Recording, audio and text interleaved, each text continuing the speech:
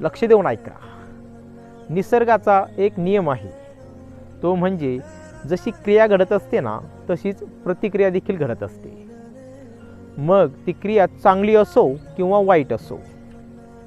म्हणून लक्षात ठेवा, जर तुम्ही तुमचा स्वार्थ साध्य करण्यासाठी जर कुणाला त्रास दिला, दुःख दिले, तर त्याची प्रतिक्रिया ही तुम्हाला त्रासाच्या व दुःखाच्या रूपातच व्याजासहित पुन्हा मिळत असते.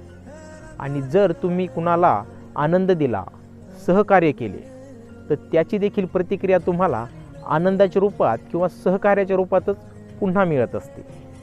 म्हणून प्रत्येक व्यक्तीने आपल्या जीवनामध्ये नेहमी सहकार्य करा, दुसऱ्यांना नेहमी आनंद द्या, म्हणजे तुम्हाला त्याची प्रतिक्रिया चांगलीच मिळेल. आणि एक गोष्ट लक्षात ठेवा, आपण जे पेरतो ना, तेच उगत असते, हे कधी विसरू नका. धन्यवाद.